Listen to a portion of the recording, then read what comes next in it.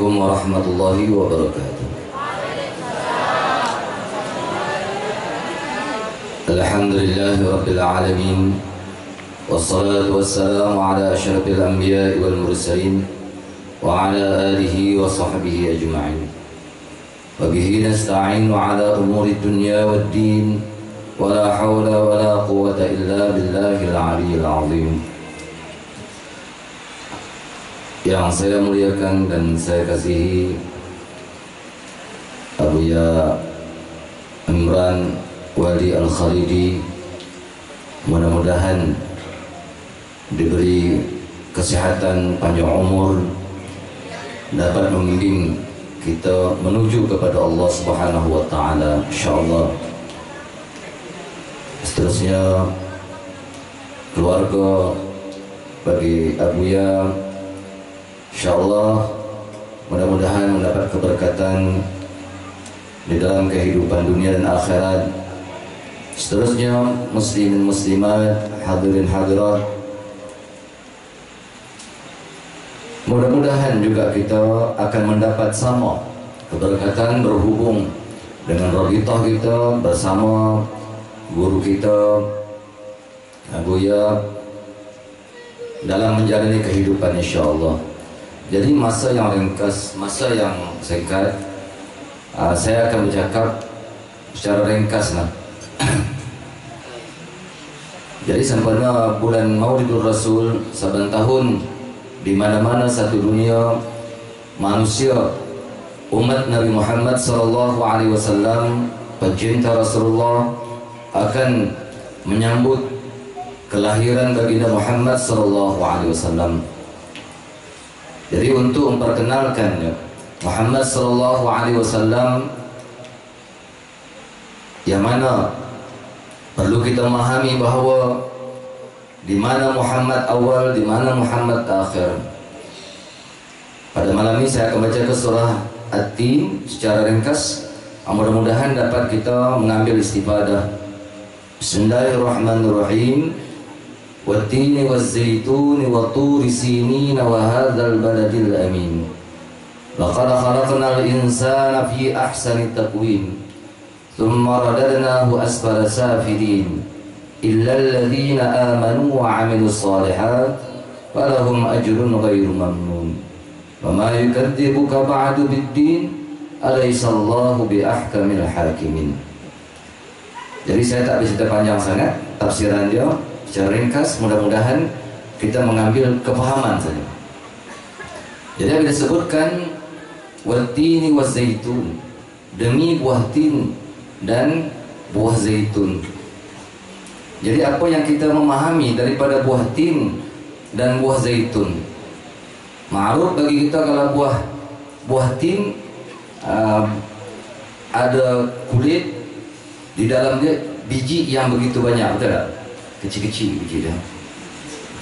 Kalau buah zaitun, kulit isi ada biji di dalam, ada satu. Jadi apa yang perlu kita memahami, Allah Ta'ala bersumpah dengan wat-tini waz-zaitun. Pada wat-tini waz-zaitun itulah yang dinamakan dengan syuhudul kasrah fil wahdah, memandang yang banyak di dalam yang satu. Kalau saya bercerita tentang martabat 7 mungkin tak habis sebenarnya. Jadi kita ambil ringkas, memandang yang banyak di dalam yang satu. Kalau di dalam martabat 7, yang banyak kasrah itu asma Allah Subhanahu wa taala. Yang wahdah, yang satu itu dipanggil sifat, hakikat Muhammadiyah. Kenyataan hakikat Muhammadiyah itu yang dizuhirkan nur Muhammad sallallahu alaihi wasallam. Jadi di sini kita nampak memandang yang banyak.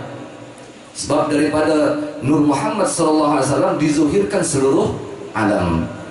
Laulaka ya Muhammadu ma khalaqtul aflaka. Kalau bukan karena kamu ya Muhammad, Muhammad awal. Kalau bukan karena kamu ya Muhammad, ma khalaqtul aflaka. Aku tak akan ciptakan seluruh alam semesta. Jadi semua seluruh alam semesta itu orang panggil abadinya Allah Subhanahu wa taala. Sebelum dizuhirkan Nur Muhammad, Allah taala itu azali, kanzan makhfi.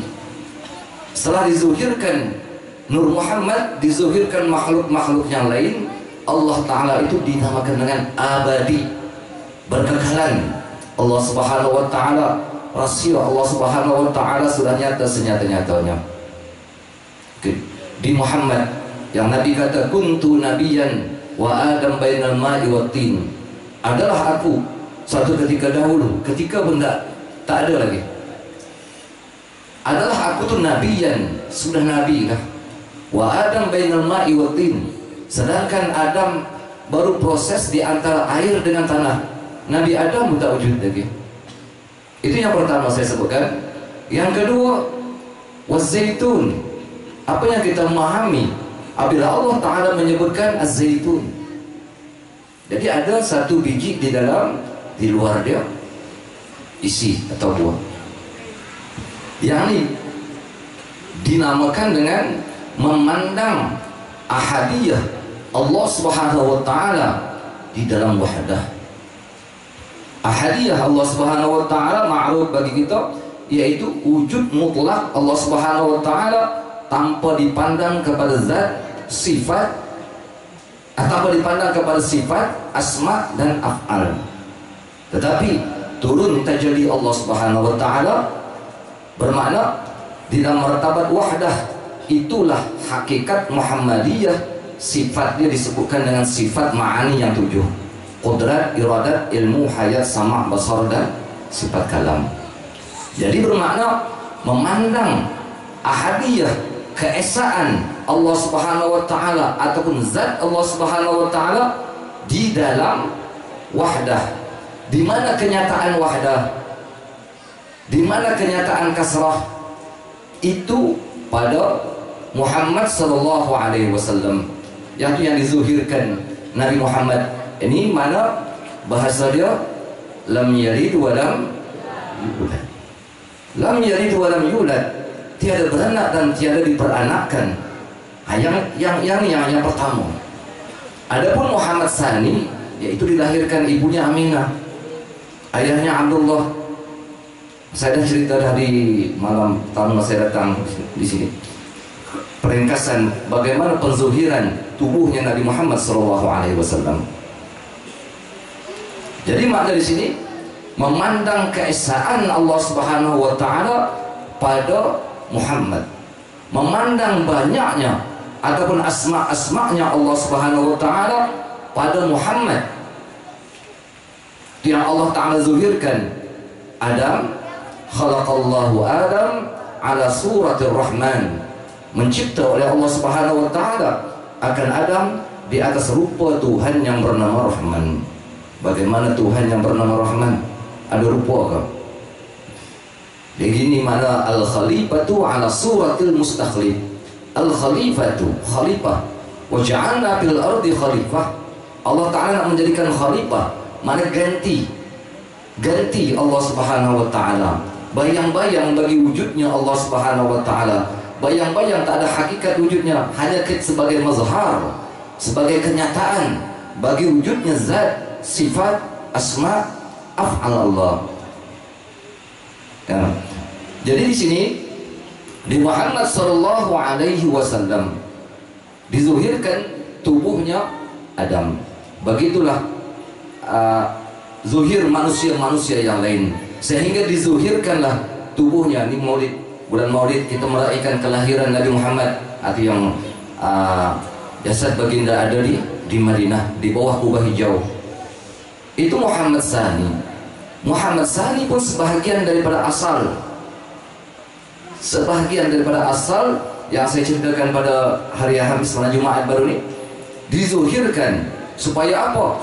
Seluruh alam semesta ini alam kabir zuhir daripada Nur Muhammad sallallahu alaihi wasallam untuk menghimpunkan alam kabir. Seluruh alam kabir dihimpunkan kepada alam saghir. Mana alam saghir? Insan. Insan di alam saghir. Insan di Muhammad. Muhammad itu sebagai mana wujudullah ataupun kenyataan, bahasanya mazharul atam, sebagaimana disebut dalam kitab Al-Manhajus Shafi, mazharul atam, kenyataan yang paling sempurna tentang zat, sifat, asma, af'al Allah Subhanahu wa taala, yaitu Muhammad sallallahu alaihi wasallam. Jadi sekarang apabila kita memahami macam itu, Nabi Muhammad sudah wafat. Disinilah yang disebutkan di dalam kitab Al-Bahrul Lahud, zuhirnya Muhammad itu, Rasulullah itu nubuwah, batinnya Muhammad itu adalah wilayah. Tubuh Nabi Muhammad sudah wafat, tetapi wilayah Rasulullah turun di dada-dada ulama, di dada-dada para mursyid, yang disebutkan dalam kitab Insan Kamil. Inilah rupa-rupa Muhammad yang sudah bertebaran di seluruh alam, membawa amanah daripada Allah Subhanahu wa taala. Guru-guru mursyid kita, ya, guru-guru tahkim, guru-guru yang meneguhkan hati kita, guru-guru yang mengangkat kerohanian kita sehingga terpandang, tersyuhud kepada zat Allah Subhanahu wa taala. Ini mana istilahnya? Wattini wazaitun wa turi sinin, dan demi bukit Tursina. Apa makna bukit Tursina? Bukit Tursina ya ma'ruf kita lambang bukit tiga segi, turut tajalli qalbu kulli 'arif wa mahbatul asrari wal lataib wa nafis Musa tashhadul ma'arif. Kan turut tajalli, bukit Tursina tuh turut tajalli, tajallilah qalbu kulli 'arif, hati orang-orang arif billah di sini bermakrifat. Kenapa? Tiada akan sampai kepada Allah Subhanahu wa taala kalau seseorang tak mengenali asal rahsia Allah Subhanahu wa taala daripada mana. Ibarat kalau pokok durian yang sudah besar berbuah, asal durian tadi di mana? Mesti daripada biji. Kalau kita tak mengenal asal, batang durian itu bukan biji durian, tetapi nisbah kepada durian tetap ada. Hatta kalau daun durian sekalipun, kita tak, kalau biji dia durian, daun pun kena daun durian, dia tak akan jadi biji, tak akan jadi daun cempedak. Itu mana tuh bukit Tursina. Secara ringkas saya sebutkan juga. Dan wahadal balad Tursin, wahadal baladil amin, dan demi negeri yang aman. Mana negeri yang aman? Hati ini apabila terbuka rahsia-rahsia Allah Subhanahu wa taala dengan berwasilahkan Muhammad, dengan berwasilahkan kepada guru-guru mursyid kita, sebagaimana yang disebutkan qalbul mu'minina baitullah, hati orang-orang beriman itulah baitullah. Kalau kita pergi ke Baitullah, apa yang kita nampak? Mesti kita nampak 4 bucu ya. Ada bucu Hajar Aswad, ada rukun. Mesti kita nampak. Di sini membayangkan kepada kita, sedangkan di dalam Baitullah itu kosong. Nak membayangkan kepada kita apa dia? Di situ gambaran tajari zat, tajari sifat, tajari asma, tajari af'al. Ya, Nabi kata qalbul mu'minina baitullah, di hati orang beriman itulah baitullah. Disitulah berlakunya tajari zat, tajari sifat, tajari asma, tajari af'al. Inilah tubuh, hati, nyawa rahsia.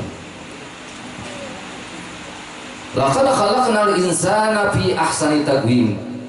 Sesungguhnya menciptakan oleh kami akan insan fi ahsani taqwim, pada seelok-elok kejadian. Di mana seelok-elok kejadian? Apabila rohaniah kita semua sudah mengakui depan Allah Subhanahu wa taala, apabila ditanya tentang alastu bi rabbikum, adakah aku ini Tuhan kamu? Semua rohaniah kita di alam dzarri mengaku depan Allah Subhanahu wa taala. Qalu, berkata mereka itu bala, bahkan syahidna. Apa makna syahidna? Bersaksi oleh kami. Syahida fi'il madhiyah. Bila kita hidup di atas dunia, asyhadu fi'il mudhari'. Dan kita kata syahidna, bersaksi. Bagaimana penyaksian kita kepada Allah Subhanahu wa taala? rahasia-rahasia Allah Subhanahu wa taala. Sedangkan Allah Subhanahu wa taala sebelum wujud Nur Muhammad sallallahu alaihi wasallam yang dinamakan selepas daripada Nur Muhammad waktu imkan, waktu zuhirnya rahasia Allah Subhanahu wa taala, yang mana sekarang Allah itu sudah nyata senyata-nyatanya. Jadi Allah Ta'ala kata, laqad khalaqnal insana fi ahsani taqwim, kami ciptakan manusia seelok-elok kejadian. Tsumma radadnahu asfala safilin, kemudian kami turunkan mereka itu asfala safilin, kepada serendah-rendah martabat. Mana serendah martabat? Dizuhirkan kita kepada alam mulki, alam tubuh, yang mana di situ dinamakan dengan alam nasut. Apa mana alam nasut? Alam lupa kita, lupa persaksian kita, lupa musyahadah kita kepada Allah Subhanahu wa taala. Yang mana sombong kita hidup di atas dunia, kita tak mengenali Allah Ta'ala. Ananiyah banyak di dalam diri kita. Jadi Allah Ta'ala turunkan serendah-rendah martabat. Allahul ladzi khalaqal mauta wal hayata liyabluwakum ayyukum ahsanu amala. Allah Ta'ala uji siapa dia makhluk yang Allah Ta'ala pilih, siapa dan makhluk yang Allah Ta'ala singkirkan. Itulah yang dimaksudkan dengan Ar-Rahman Ar-Rahim. Di situ nyatanya jalal Allah, di situ nyatanya jamal Allah Subhanahu wa taala. Siapa yang akan Islam, yang beriman, yang bermakrifat, siapa yang akan kufur, siapa yang akan derhaka kepada Allah Subhanahu wa taala, abai hidup di atas dunia ini. Siapa orang yang dapat kembali? Illal ladzina amanu wa amilus shalihat, melainkan orang-orang beriman, wa amilus shalihat, dan orang-orang yang beramal saleh. Falahum ajrun ghairu mamnun, bagi mereka itu balasan yang tak putus-putus. Jadi kita hidup di atas dunia biar menjadi insan, ya, menjadi insan kamil hakiki. Nabi Muhammad SAW yang berada di Madinah, insan kamil majazi, itu mursyid kita, para arifillah yang kita sebagai murid, ya. Bila kita sebagai murid, robitohlah kita, ikutilah guru kita, siddiqlah kita kepada guru kita. Mudah-mudahan madad nafahat daripada guru kita melimpah ke dalam kerohanian kita, yang mana dengan limpahan tersebut terbukalah tajalli Allah Subhanahu wa taala. Dimaksud kata illal ladzina amanu wa amilus shalihat, melainkan orang-orang beriman dan beramal saleh, ini akan dapat jalan kembali. Falahum ajrun ghairu mamnun, bagi mereka itu balasan yang tak putus-putus di sisi Allah Subhanahu wa taala. Satu nafas orang yang syuhud, orang yang musyahadah kepada Allah Subhanahu wa taala, bersamaan pahala 1000 orang mati syahid. Satu nafas, kali nafas, bersamaan dengan 1000 orang mati syahid. Jadi kita bukan memandang kepada balasan-balasan macam ini.